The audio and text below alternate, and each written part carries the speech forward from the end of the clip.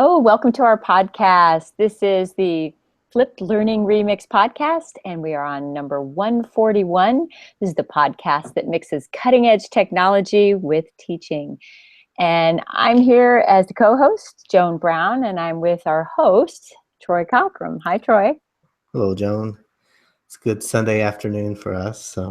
Yeah, why are we inside? We were outside earlier, so we're taking a little break from doing some exercise and walking and running outside, right?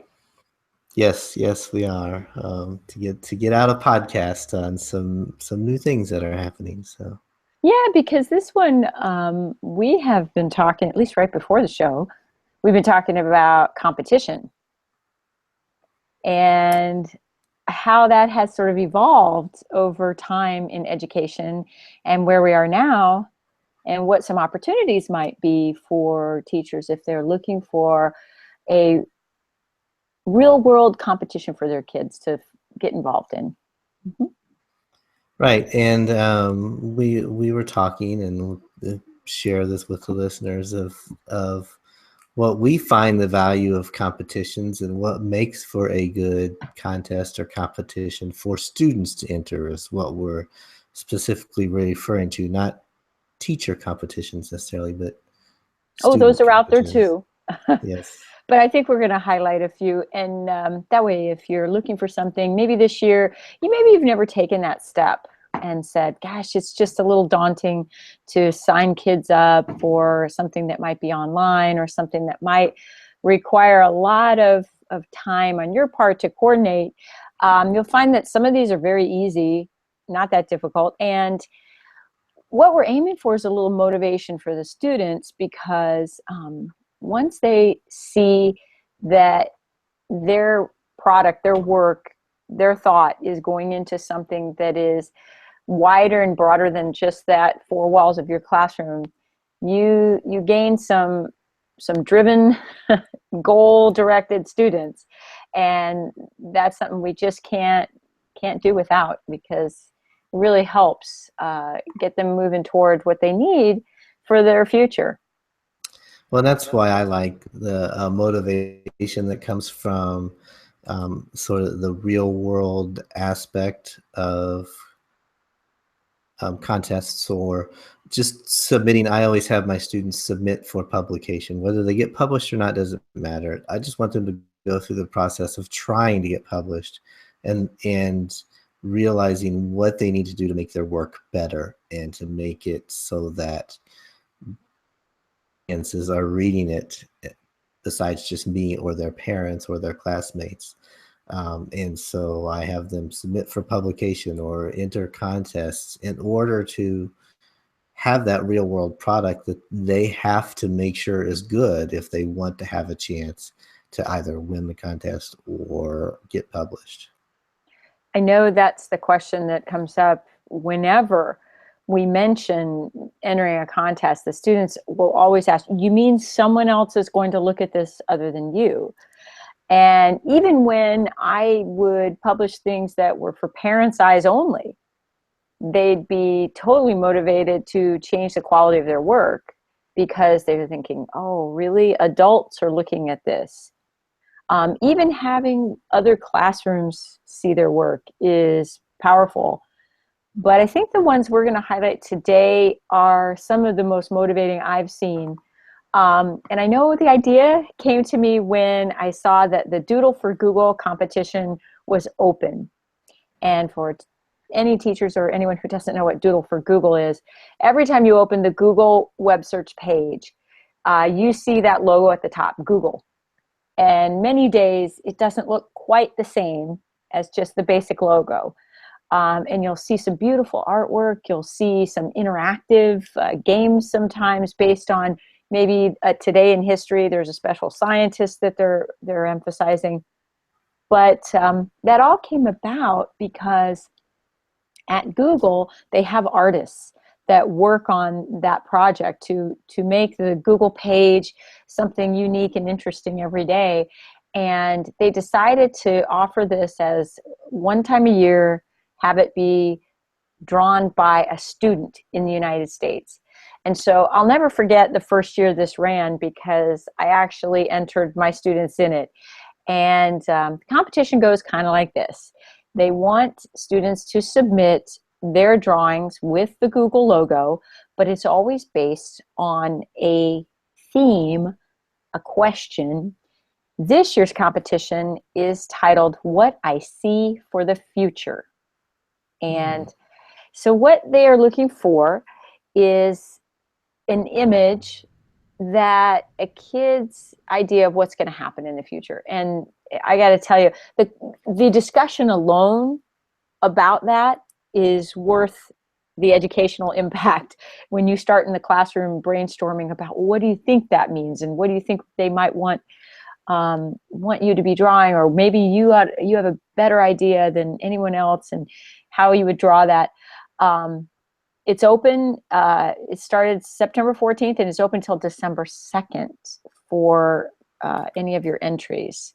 And it's really super easy to enter. You just get the kids to draw and let them use their imagination, and you can scan them in and enter it. And that's pretty much it. They're going to go through a state phase first, where they determine the best doodles from each state.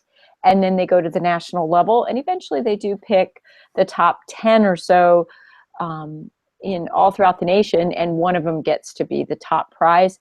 And I believe they get, let's see here, $30,000 college scholarship. That's nice. Yeah, that's nice. Now that perks everyone. Don't they have different age categories? So, They do. A second grader is not competing against a senior in high school. Absolutely. And they know that. And so they're going to highlight each of those different age categories on their main website. But what's interesting is they've been also able to allow any medium really you want. Kids can color, they can use markers, they can use pencils, but they can also do this computerized as well. And I think that's helpful. When I was teaching a computer class, I wanted it to be an actual computerized drawing so they could get practice, and ours did very well. We actually did our own little competition within the classroom too, completely anonymously voting, on some of them as well. And we had, everyone got to make a Ironon t-shirt based on their design. So each of the kids that made a doodle had their own t-shirt with their own design on it. So it was something that was more than just sending it away and never hearing it again. We made it part of a process of learning in school as well. Well, and nowadays you don't have to do an Ironon. You can just go to Cafe Press or one of these other websites and upload it and print it. That's right. It doesn't even have to be a t-shirt anymore. You can get, drawstring bags and everything. But I do think that one's a good one to look at, especially if you do have, if you're, let's say you're an English teacher and you want a good writing prompt.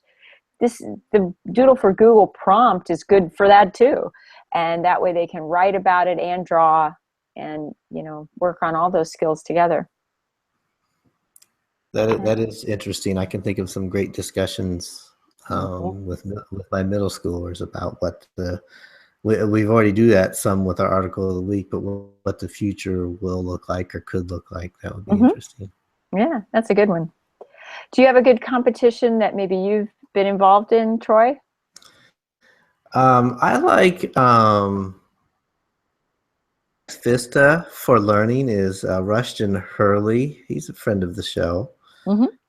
He has a video competition that I really like. And video is difficult for teachers who've never done video to assign videos and things like that. But what he does with his competitions, what I really like is he has some advisors who watch every entry and will give feedback. So even if you don't win, you're getting real feedback on what could have made it better. And so I like that element of his contests. Sometimes they're hard to fit the theme into your curriculum depending on what you teach. Mhm. Um, but sometimes he has some really good ones. But that key element of um, is what I really like about his competitions. I think that kind of goes back to you talk about a real world audience, and I know you're a big fan of blogging for students. Hmm. If they're blogging and they've got a interface in which people can make comments, they really are getting that feedback. But the nice thing about it being in a competition situation is the feedback is going to be meaningful and targeted, Right. not just the one word, great job or something like that. You know, So helpful for the kids. I did a workshop the other day, about a week ago, and one of the things that came up was blogging. And there was a teacher there, and he said he had just started blogging. He posted um, a blog post, and he'd been, I forget how long he'd been blogging, maybe a couple of months, but when he got his first comment on his first blog post, he was like super excited. And now he says when he posts a blog post, he'll send it out on Twitter, and then he's so anxious to see if somebody's going to respond. And he said he realized how his students feel when they're submitting their work out there, that they're excited and they're checking their analytics in essence to see who's going to respond and how quickly they're going to respond. And you learn about your audience based on the response you get. And if you don't get a response, you might need to rework what you're doing. Yes, no kidding. That makes sense. Yeah, because everybody wants to hear back, if Right. they've done a lot of work. Um, I do. I like Rushton's idea. He's always about the visual impact.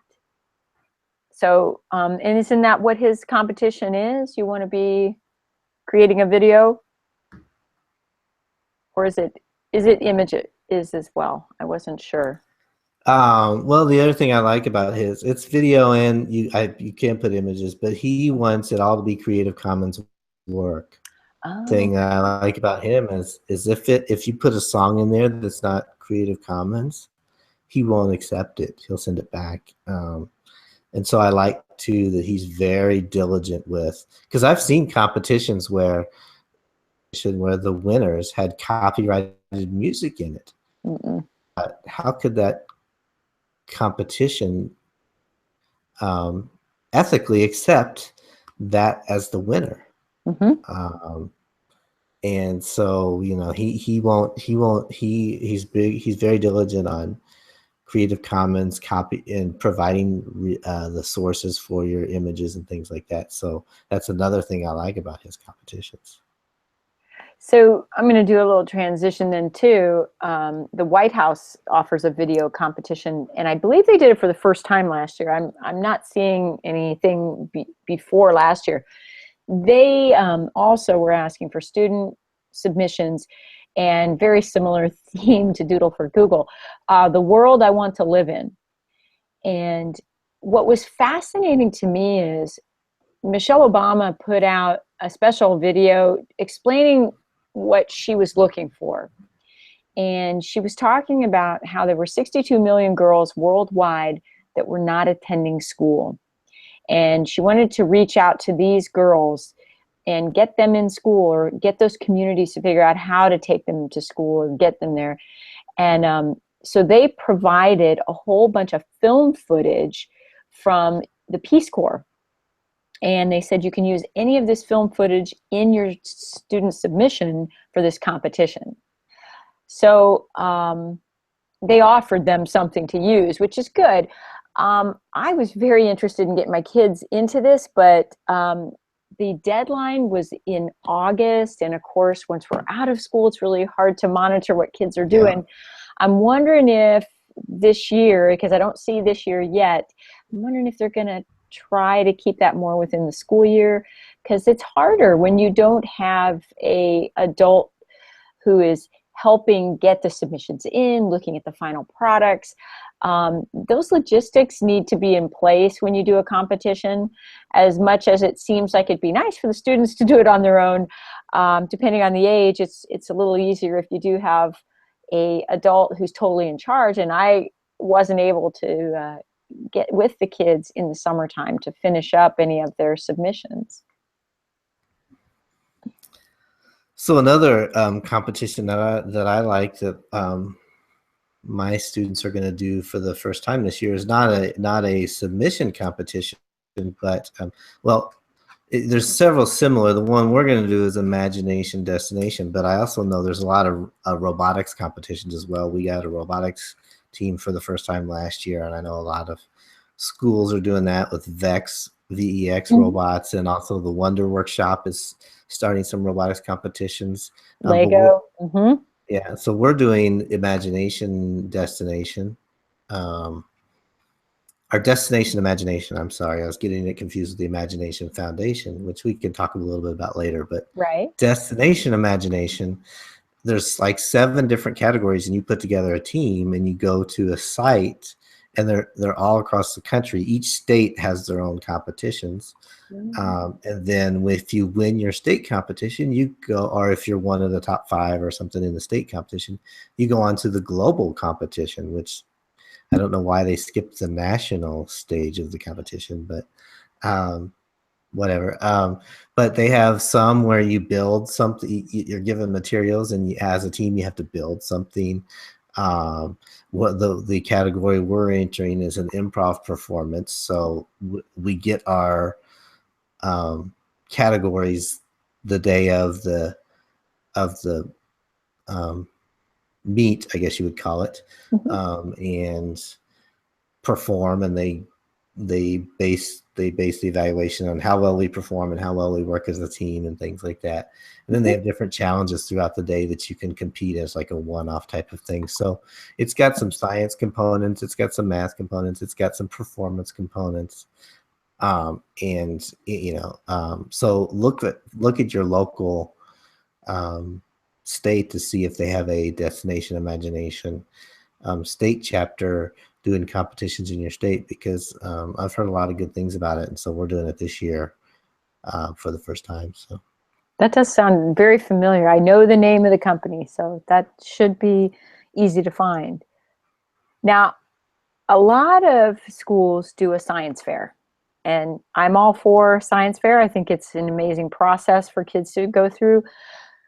But if your school doesn't have a science fair and you're a teacher that really would like students to get involved in that kind of a feeling, the U.S. Army actually has sponsored called eCyber Mission, which is an online free science fair. And it's based for 6th, 7th, 8th, or 9th graders. And they've got it categorized into different roles that you would play and different areas in which you're going to do your research and your project-based learning for the most part. Everything is laid out really nicely at their website as far as what you need to do and when. And they have even tutorials, how to use the website, how to participate in it. They even have, so you do enter as a team of students, and you do need to do online discussions. They have virtual meetings that they want you to moderate while you do this, and they have a virtual judge. They have the team advisor needs to be an adult, and an entire cyber guide as to how to behave online. So you've got that whole digital citizenship piece wrapped into it. But I think for anyone who would like to have science fair but just can't do it, this is a great alternative. And maybe not every student in your class is going to participate. Maybe you only get a couple of groups, but get them excited about it, get them going. And it's based on the national science standards, and they really make it curriculum based. So let's see, I was trying to find again, I know I had it here, the actual role, well, not the roles, the challenges. The challenges are in like alternative energy, the environment, food and health, forces and motions, national security and safety. I would really be interested in that. Robotics, of course, and technology. So take a look at that one. I think that's really well done. I'm going to do a little segue though. So that one was put on by the U.S. Army. And I want to emphasize that almost every major company throughout the country offers something to education. I know as educators, we go looking for grants and you try to find those through a lot of the business sponsors and so forth. But believe it or not, almost all these businesses offer competitions to students as well. And I just wanted to point out, even just looking around, I threw out Alaska Airlines does an environmental innovation challenge. You know, anybody, you could probably look up your local business and say, you know, are you involved in any kind of student competition? And a lot of them are STEM related. They are. Because they want to get more people involved in STEM careers and things like that. And I understand Mm-hmm. that. But one thing we can't forget is like service awards. Mm-hmm. And I had, the Indianapolis Children's Museum does a Power of Children's Award. They have a display with Anne Frank and Ruby Bridges and Ryan White. And they do an award for students who are an organization that benefits other people, and the award they get $2,000 towards their organization or towards their project. And I had a student, and it's a nationwide award. I had a student win that this year for a project she did for her Genius Hour project. And she's actually the second student that I've had win that award. So that's how I knew about it and I said, this is a good project you've done. Let's take it beyond just you. Let's put the word out that you're doing this to help you get more support. And so we can't forget those kind of awards too. They're not just purely academic, they're more service-based, but they really bring an interesting element to schools. That is nice. I'm glad to hear that there's a way to motivate for service as well. That sometimes can be tough. The the ages in which we do service learning, you know, at the 8th grade level and then at the high school level, they tend to be at times in students' developmental area where it's tough for them, because especially at the end of your high school career, you're really focused on getting to college and trying to get through your SATs and trying to, you know, finish up your finals and all that, and they're layering service learning on top of it, and that's just it's difficult to get motivated when everything else is coming down. So it's kind of nice to say, well, maybe you can motivate a little more outside of the realm of the school, and I like that idea. We had one more that was unique in all of these that we've talked about so far. The bar is set by whoever is running the competition. You know, they have either a panel of judges, or they have a certain level that you have to reach, or you have to complete something. But one that you said, Troy, you've done, and I know my son has participated in it as well, and I always say it wrong, so you can say it right. Is it NaNoWriMo? NaNoWrimo. Remo. National, it's a national, Novel. National Novel Writing Month is what it's short for, and that they consider the month of November as National Novel Writing Month. And I don't know why writing would be pronounced Remo, but I've always heard it pronounced NaNoWrimo. NaNoWrimo. Okay. So NaNoWrimo runs from November 1st through the 30th, and the student sets the bar. The idea is that we want students writing their own novel, and we want them to write as often as they can in the month of November, and they set their own word count, and that's their goal, to write X number of words by the end of the month. And if you do complete your goal, you do win the competition. That means there's a lot of winning, but you can win, and they're going to keep asking you to write your story more. I mean, they don't like shut it down November 30th and say, okay, you're done. That is the end of your novel. No, you can keep writing. but they will give you some sort of I guess it's a certificate of being, oh, a web badge. There it is. Official web badge and certificate. And bragging rights that you are, amazing and you can write so much. Um, And, but and the concept behind it is they want you just to write for, and get quantity over quality. mhm. A lot of people can't write or struggle to write well because they're trying to edit in their own head at the same time they're trying to write, and they're saying don't edit anything, just words, as many words as you can get out. Well, there's a lot of research to that. If you do want to be a writer, you need to just sit down and do it every day. Not that everything you write is going to be Yeah. something you're going to publish, but it's certainly a way to get the muse going. And so that's a great. I think it teaches them that responsibility to do something on a daily basis, similar to like practicing the piano, but I liked it It also because of that student chosen goal.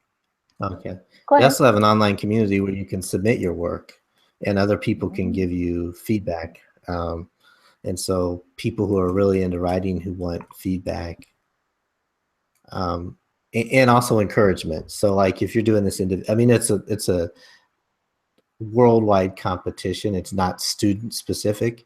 Mhm. So people who need encouragement, who are doing it by themselves, can go on to the discussion forums and things like that and get encouragement. And they send out like almost a daily email reminding you to keep writing and things like that. So they just want as many people as possible to complete the process of writing a novel in 1 month. And it's I had to pare down the word count for my students. I think their kind of expectation for an adult novel is like 80,000 words or something like that, and Right. students would struggle to get that in a month. So we set a reasonable word count, and kids to sit down and write every day. And I even created a spreadsheet where they put in their word count every day, and then it would just add on to the next day, and it would give them their total every day, and then it also let me know where they were and things like that. So You know what they've done too? I just noticed this is they have a video from many, gosh, it looks like probably 30 authors giving the students a pep talk, encouraging them to write. So you've got famous people like Avey and Lewis Lowry, and I mean, all of these famous writers of young fiction. So I think that's cool. You could be showing that every day in class or let them watch it right before they start writing. yeah, that's a good idea. Uh-huh. Another thing that I was going to bring up is along the same lines is you can create your own contests. Mm-hmm. And some people do it. We'll have the other teachers or the other grades judge our work, but I encourage teachers to put it out there to a bigger audience and a more. Yeah, I know. Our one of our teachers has an Asia fair, and the other classes vote on it, but they usually vote for the person they know that they like the most, or their friend's brother, or something like that.